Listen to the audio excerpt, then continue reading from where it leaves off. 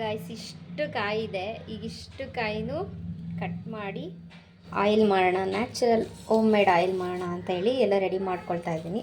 So total 1 2 3 4 5 6 7 8 9 total 9 ಕೊಕೊನಟ್ಸ್ ಇದೆ. So ಇಷ್ಟನ್ನು ಇವಾಗ ನಾನು ಕಟ್ ಮಾಡಿ ಮಿಕ್ಸಿ ಮಾಡ್ಕೊಳ್ಬೇಕು ಹೊಡ್ಕೊಂಡು. ಸೊ ಯಾವ ರೀತಿ ಮಾಡ್ತೀನಿ ಅಂತ ತೋರಿಸ್ತೇನೆ.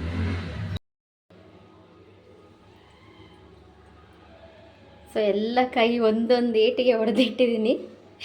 ಇವಾಗ ಇದೆಲ್ಲ ಬಿಡಿಸಿ ನಾನು ನಮ್ಮನೇಲಿ ಕಾಯಿ ತುರಿಯೋದಿಲ್ಲ, ಸೊ ಹಾಗಾಗಿ ನಾನು ಕಟ್ ಮಾಡ್ಕೊಳ್ತೀನಿ. ಸೊ ಹೆಂಗಾದರೂ ಮಾಡ್ಬೋದು, ಮಿಕ್ಸಿನೇ ಮಾಡಬೇಕಲ್ವಾ. ಸೊ ಹಾಗಾಗಿ ಇದೆಲ್ಲ ಕಾಯಿನ ಕಟ್ ಮಾಡ್ತೀನಿ. ಇವಾಗ ಎಲ್ಲನೂ ಈ ರೀತಿ ಕಾಯಿನ ಹೊಡ್ಕೊಳ್ತಾ ಇದ್ದೀನಿ. ಯಾವ ರೀತಿ ನಾನು ಹೊಡಿತೀನಿ ಅಂತ ತೋರಿಸ್ತೀನಿ.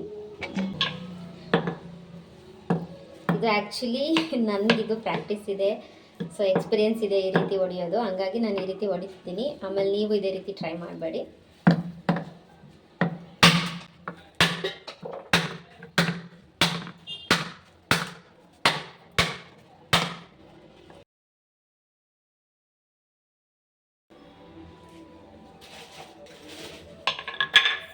ನೋಡಿ ಎಷ್ಟು ಬೇಗ ಬಂತು. ಸೊ ಇದು ನನಗೆ ಎಕ್ಸ್ಪೀರಿಯೆನ್ಸ್ ಇರೋದ್ರಿಂದ ಈ ರೀತಿ ಈಸಿಯಾಗಿ ಹೊಡ್ಕೊಳ್ತೀನಿ.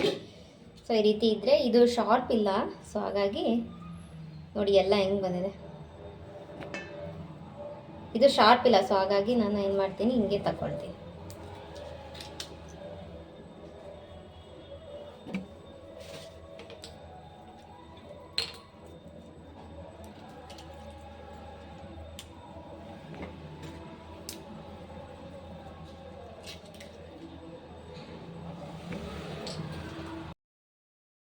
ಇದೇ ರೀತಿ ಎಲ್ಲ ಕಾಯಿನೂ ಹೊಡೆಯೋಷ್ಟರಲ್ಲಿ ನಂಗೆ ಸಾಕಾಗೋಯ್ತು.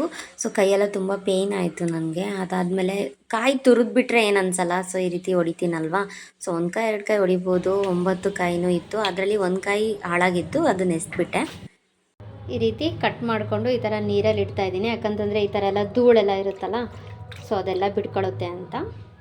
ಸೊ ಇದೇ ರೀತಿಯೇ ಇಲ್ಲಿ ನೋಡಿ ಎಲ್ಲ ಟಬ್ಬಲ್ಲಿ ಹಾಕಿಟ್ಟಿದ್ದೀನಿ. ಸೊ ಈ ಟಬ್ಬಲ್ಲಿರೋದೆಲ್ಲ ಇವಾಗ ಕಟ್ ಮಾಡಬೇಕು ಅದೇ ರೀತಿ. ಸೊ ಇವಾಗ ಈ ಪಾತ್ರೆ ತುಂಬ ಆಗಿದೆ ಗಾಯ್ಸ್. ಸೊ ಇಷ್ಟು ಮಾಡಿ ಕೈಯೆಲ್ಲ ನೋವು ಬಂದುಬಿಡ್ತು ನನಗೆ. ಕೈ ನೋಡಿ ಇಲ್ಲೆಲ್ಲ ಕ್ಲೀನ್ ಮಾಡಿಕೊಂಡು ಸೊ ಇಷ್ಟನ್ನು ಇವಾಗ ಕಟ್ ಮಾಡಬೇಕು.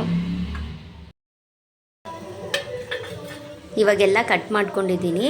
ಸೊ ಈಗ ಮಿಕ್ಸಿ ಮಾಡ್ಕೊಳ್ಬೇಕಲ್ವಾ, ಸೊ ಹಾಗಾಗಿ ಉದ್ದುದ್ದನೇ ಕಟ್ ಮಾಡ್ಕೊಂಡಿದ್ದೀನಿ. ಇನ್ನೂ ಚಿಕ್ಕದಾಗಿ ಮಾಡಿದ್ರೆ ಇನ್ನೂ ಬೇಗ ಆಗುತ್ತೆ ಅಂತ ಗೊತ್ತು, ಬಟ್ 1 ಕಾಯಿ 2 ಕಾಯಿ ಮಾಡಿಬಿಡ್ಬೋದು, ಅಷ್ಟೊಂದು ಕಾಯಿ ಇದ್ದಲ್ಲ. ಸೊ ಹಾಗಾಗಿ ಉದ್ದುದ್ದನೇ ಮಾಡ್ಕೊಂಡಿದ್ದೀನಿ. ಸ್ವಲ್ಪನೇ ಕಾಯಿ ಹಾಕ್ಕೊಂಡ್ಬಿಟ್ಟು ಸ್ವಲ್ಪ ನೀರು ಹಾಕ್ಕೊಂಡ್ಬಿಟ್ಟು ಹಾಗೆ ಪೇಸ್ಟ್ ರೀತಿ ಮಾಡ್ಕೊಳ್ತೀನಿ.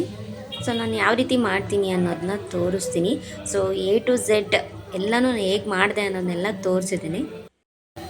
ಸೊ ಫಿಲ್ಟರ್ ಮಾಡ್ಕೊಳ್ಳೋದಕ್ಕೆ ಈ ರೀತಿ ಕಾಟನ್ನ ರೆಡಿ ಮಾಡ್ಕೊಂಡಿದ್ದೀನಿ. ಒಂದು ವೇಲ್ ತಗೊಂಡು ಕಡೆ ಕುಕ್ಕರ್ನ ಇಟ್ಬಿಟ್ಟು ಈ ರೀತಿ ಬಟ್ಟೆ ಹಾಕ್ಕೊಂಡಿದ್ದೀನಿ.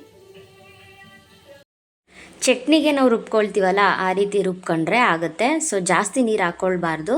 ಸೊ ಹಾಕ್ಕೊಂಡ್ಬಿಟ್ಟು ಈ ರೀತಿ ಕಾಟನ್ ಬಟ್ಟೆನೇ ಇರಬೇಕು. ತುಂಬಾ ಈಸಿಯಾಗಿ ಬೇಗ ಆಗೋಗುತ್ತೆ.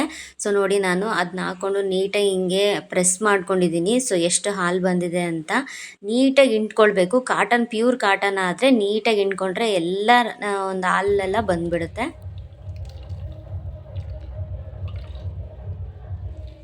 ಇಂಡು ಅದನ್ನು ಪ್ರೆಸ್ ಮಾಡಿರಿ. ಹಂಗೆ ನಾನು ಒಬ್ಬಳೇ ಮಾಡ್ತಿದ್ದೀನಿ ನೋಡಿ. ನಮ್ಮ ಹಸ್ಬೆಂಡು ನಾನು ಬಂದು ಹೆಲ್ಪ್ ಮಾಡ್ತೀನಿ ಅಂತ ಹೇಳ್ಬಿಟ್ಟು ಅವರು ಸಂಜೆ ಡ್ಯೂಟಿಯಿಂದ ಬಂದು ಅವರು ಕೂಡ ಹೆಲ್ಪ್ ಮಾಡ್ತಿದ್ದಾರೆ.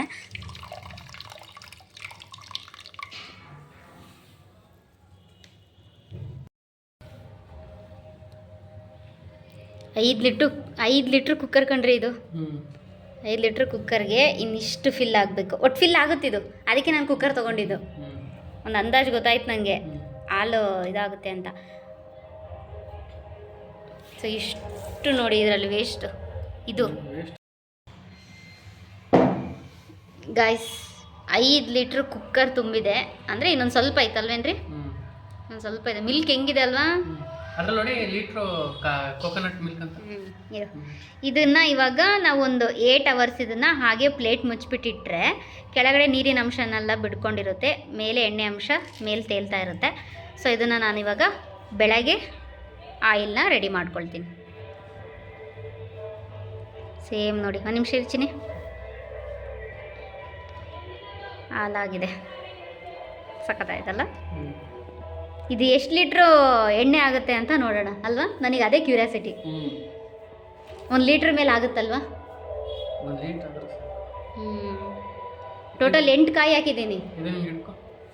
8 ಕಾಯಿ ಆಗಲ್ಲ ಬಿಡ್ರಿ. ಇವ್ರು ನೋಡ್ರಿ ಎಷ್ಟು ಸರ್ಕಸ್ ಮಾಡಿ ಮಾಡಿ ಹಿಂಡ್ತಾ ಇದ್ದಾರೆ. ಅಷ್ಟೇ ಬಿಡ್ರಿ, ಇಲ್ಲ ಅದರಲ್ಲಿ ಒಂದನೇನೂ ಇಲ್ಲ. ಮಾರ್ನಿಂಗ್ ನನ್ನ ಕ್ಯೂರಿಯಾಸಿಟಿ, ಕರೆಕ್ಟಾಗಿ ಮಾಡಿದ್ದೀವ, ಪರ್ಫೆಕ್ಟಾಗಿ ಮಾಡಿದ್ದೀವ, ಕರೆಕ್ಟಾಗಿ ಆಗಿದೆಯಾ ಅಂತಲೇ ನನಗೆ ಅನ್ನಿಸ್ತಾನೆ ಇತ್ತು. ಸೊ ಅದಕ್ಕೆ ಬೆಳಗ್ಗೆ ಎದ್ದ ತಕ್ಷಣವೇ ಬಂದು ನೋಡಿದೆ ಸ್ಪೂನ್ ಹಾಕ್ಬಿಟ್ಟು. ಸೊ ನೋಡಿ, ಬ್ಯಾಟರ್ ಇರುತ್ತಲ್ಲ, ದೋಸೆ ಬ್ಯಾಟರು, ಹಿಟ್ಟು ರುಬ್ಕೊಂಡು ನೈಟ್ ದೋಸೆಗೇನಾದರೂ ರೆಡಿ ಮಾಡ್ಕೊಳ್ತೀವಲ್ಲ, ಆ ರೀತಿ ಆಗಿದೆ. ನೋಡ್ಬೋದು, ನಾನು ಇಷ್ಟೇನ ಬಂದಿರೋದು ಅಂತ ಕ್ಯೂರಿಯಾಸಿಟಿಯಲ್ಲಿ ನೋಡ್ತಾ ಇದ್ದೀನಿ. ನಾನು ಎಷ್ಟು ಹಾಕಿದ್ನೋ ಅಷ್ಟಕ್ಕೆ ಮೇಲೆ ಎಣ್ಣೆ ಅಂಶ ಬಂದಿದೆ, ಅಷ್ಟೇ ಕೆಳಗೆ ಪೂರ್ತಿ ನೀರಿದೆ. ಸೊ ನಾನು ಅದನ್ನು ನಿಮಗೆ ತೋರಿಸ್ತಾ ಇದ್ದೀನಿ. ಸೊ A to Z ಪೂರ್ತಿಯಾಗಿ ತೋರಿಸಿದ್ದೀನಿ, ಇದನ್ನು ಎಲ್ಲೂ ಸ್ಕಿಪ್ ಮಾಡಿದೆ. ನೋಡಿ ತೋರಿಸ್ತೀನಿ, ಸ್ಪೂನಲ್ಲೂ ತೋರಿಸ್ತೀನಿ ಯಾವ ರೀತಿ ಗಟ್ಟಿಯಾಗಿ ಬಂದಿದೆ ಅಂತ. ನೋಡಿ, same dosa batter, idli batter ಆಗಿ ರೆಡಿಯಾಗಿದೆ. ಸೊ ಇದನ್ನು ನಾನು ನಿಧಾನಕ್ಕೆ ಒಂದು ಸೌಟಲ್ಲಿ ಎತ್ಕೊಂಡು ನಾನು ಎಣ್ಣೆ ಯಾವ್ದು ಮಾಡ್ಕೊತೀನೋ ಆ ಒಂದು ಕಡಾಯಿಗೆ ಟ್ರಾನ್ಸ್ಫರ್ ಮಾಡ್ಕೊಳ್ತೀನಿ. ಪ್ಯೂರ್ ಕೊಕೊನಟ್ ಆಯಿಲ್ ಅಂತ ಅಂದರೆ ಇದೇ ರೀತಿ ಮಾಡ್ಕೊಳ್ಳೋದು. ತುಂಬಾ ಹೆಲ್ತಿಗೆ ಬೆನಿಫಿಟ್ಸ್ ಇದೆ. ಸೊ ನನಗೆ ಗೊತ್ತಿರಲಿಲ್ಲ, ನಾನು ಫಸ್ಟು ಟೈಮ್ ಈ ರೀತಿ ಟ್ರೈ ಮಾಡಿದ್ದು. ತುಂಬಾ ಕಾಯಿತ್ತು. ಸೊ ನಾವಿಬ್ಬರು ಜಾಸ್ತಿ ಅಡುಗೆಗೆ ಅದಕ್ಕೆಲ್ಲ ಜಾಸ್ತಿ ನಾನು ಕಾಯೆಲ್ಲ ಯೂಸ್ ಮಾಡಲ್ಲ. ಕಾಯಿ ಇಲ್ಲದೇ ನಾನು ಜಾಸ್ತಿ ಯೂಸ್ ಮಾಡ್ಕೊಳ್ತೀನಿ. ಈ ದೋಸೆ, ಇಡ್ಲಿ, ಪಡ್ಡು ಈ ಥರ ಏನಾದರೂ ಮಾಡಿದ್ರೆ ಅಷ್ಟೇ ಜಾಸ್ತಿ ಚಟ್ನಿಗೆ ಇದಕ್ಕೆ ಕಾಯಿ ಯೂಸ್ ಮಾಡ್ತಾಯಿದ್ದೆ. ಇಷ್ಟೊಂದು ಕಾಯಿ ಇತ್ತು, ಏನಾದರೂ ಮಾಡಬೇಕಲ್ಲ ಅಂತ ಹೇಳ್ಬಿಟ್ಟು ನಮ್ಮ ಅತ್ತೆ ಹತ್ರ ಹೇಳ್ತಾ ಇದ್ದೆ. ಸೊ ಅವರು ಕೊಕೊನಟ್ ಆಯಿಲ್ ಮಾಡ್ಕೋ, ಯೂಸ್ ಆಗುತ್ತೆ, ಒಳ್ಳೆಯದು ಅಂತೆಲ್ಲ ನಂಗೆ ಹೇಳ್ತಾನೇ ಇದ್ದರು. ಸರಿ ಆಯಿತು ಆಯಿತು ಅಂತ ಮಾಡೋಣ ಅಂತ 1 ವೀಕಿಂದ ವೆಯ್ಟ್ ಮಾಡಿದೆ. ಕೊನೆಗೂ ಅವರು ಪ್ರೆಷರಿಂದ ಆಯಿಲ್ ಕೂಡ ಮಾಡಿಕೊಂಡೆ. ಇಷ್ಟು ಕಾಯಿ ಹಾಕಿದ್ದೀನಲ್ವ, ಎಷ್ಟು ಬರುತ್ತೆ ಎಣ್ಣೆ ಅಂತ ಎಂಡವರೆಗೂ ವೆಯ್ಟ್ ಮಾಡಿ ತುಂಬಾ ಖುಷಿ ಆಯಿತು ನನಗೆ ಆ ಎಣ್ಣೆ ನೋಡಿಬಿಟ್ಟು. ಸೊ ಎಲ್ಲೂ ಸ್ಕಿಪ್ ಮಾಡಿದೆ. ನೋಡಿ, ಮೇಲೆ ಅದು ಎಣ್ಣೆ ಅಂಶ ತೆಗಿತಾ ಮೇಲೆ ನೀರು ಅಂಶ ಸಿಕ್ಬಿಡುತ್ತಲ್ವ. ಸೊ ಅದಕ್ಕೆ ಜಾಸ್ತಿ ನೀರು ಇದಕ್ಕೆ ಟಚ್ ಮಾಡ್ಕೊಳ್ಬಾರ್ದು. ನೀರು ಹಾಕ್ಕೊಂಡ್ಬಿಟ್ರೆ ಅದು ಕಾಯಿಸ್ಬೇಕಾದ್ರೆ ಸಿಡಿಯುತ್ತಾ ಇರುತ್ತೆ. ಸೊ ಲೇಟಾಗಿ ಆಗುತ್ತೆ, ನೀರಿನ ಅಂಶ ಜಾಸ್ತಿ ಆಗಿಬಿಡುತ್ತೆ ಎಣ್ಣೆಯಲ್ಲಿ. ಸೊ ಹಂಗಾಗಿ ನಿಧಾನಕ್ಕೆ ಅದನ್ನು ಎಲ್ಲ ತೆಗೆದುಕೊಂಡು ಒಂದು ಕಡಾಯಿಗೆ ಹಾಕ್ಕೊಂಡು ರೆಡಿ ಮಾಡಿಕೊಂಡೆ. ಇಷ್ಟು ಸಿಕ್ಕಿದೆ ನೋಡಿ. ಇವಾಗ ನಾನು ಗ್ಯಾಸ್ ಮೇಲೆ ಇಟ್ಟಿದ್ದೀನಿ ಎಣ್ಣೆ ಆಗೋದಕ್ಕೆ. ಸೊ ಇದನ್ನು ನೀಟಾಗಿ ಮಧ್ಯದಲ್ಲಿ ಒಂದು ಸೌಟ್ ಬಿಟ್ಬಿಟ್ಟು ಅದು ಕುದಿಯೋದಕ್ಕೆ ಬಿಡಬೇಕು. ಇದು ಎಷ್ಟು ಕುದಿಬೇಕು ಅಂತ ಅಂದರೆ ತೋರಿಸ್ತೀನಿ ನಾನು ನಿಮಗೆ. ಇದು ಕಲರ್ ಕೂಡ ಚೇಂಜ್ ಆಗಬೇಕು. ಸೊ ಅಷ್ಟನ್ನು ನಾವು ಕುದಿಸ್ತಾ ಇದ್ದರೆ ಎಣ್ಣೆ ಅಂಶ ಎಲ್ಲ ನಿಧಾನಕ್ಕೆ ಬಿಟ್ಕೊಳ್ಳುತ್ತೆ. ಲೋ ಫ್ಲೇಮಲ್ಲೇ ಇದನ್ನು ಮಾಡ್ಕೊಳ್ಬೇಕು.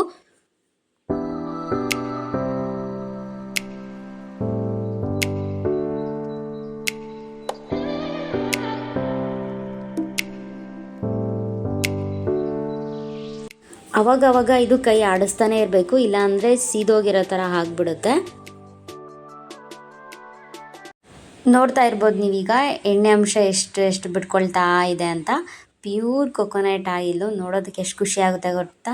ಅಷ್ಟು ಕಷ್ಟಪಟ್ಟು ಇಷ್ಟನ್ನ ಒಂದು ರಿಸಲ್ಟ್ ನೋಡೋದಕ್ಕೆ ಎಷ್ಟು ಖುಷಿ ಆಗುತ್ತೆ ಗೊತ್ತಾ. ಸೊ ಹಾಗೆ ಜೀವನದಲ್ಲೂ ಕೂಡ ಸೊ ನಾವೆಷ್ಟು ಕಷ್ಟಪಡ್ತೀವಿ ಎಂಡಲ್ಲಿ ನಮಗೆ ಸುಖ ಸಿಕ್ಕೇ ಸಿಗುತ್ತೆ.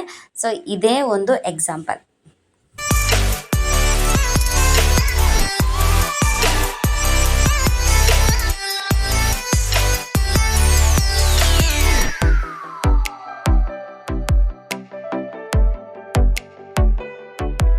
ಫೈನಲಿ 8 ಕೊಕೊನಟ್ ಆಯಿಲಿ ಇಷ್ಟು ಪ್ಯೂರ್ ಎಣ್ಣೆ ಸಿಕ್ಕಿದೆ. ಸೊ ಇನ್ನೂ ಒಂದು ಸ್ವಲ್ಪ ಸಿಕ್ಕಿದೆ, ಅದನ್ನು ತೋರಿಸ್ತೀನಿ. ನಿಜವಾಗ್ಲೂ ಎಷ್ಟು ಖುಷಿ ಆಯಿತು ಗೊತ್ತಾ ಗೈಸ್. ಪ್ಯೂರ್ ಕೊಬ್ಬರಿ ಎಣ್ಣೆನ ನೀವು ಆರಾಮಾಗಿ ಮನೇಲಿ ಇದೇ ರೀತಿ ಮಾಡ್ಕೊಳ್ಬೋದು.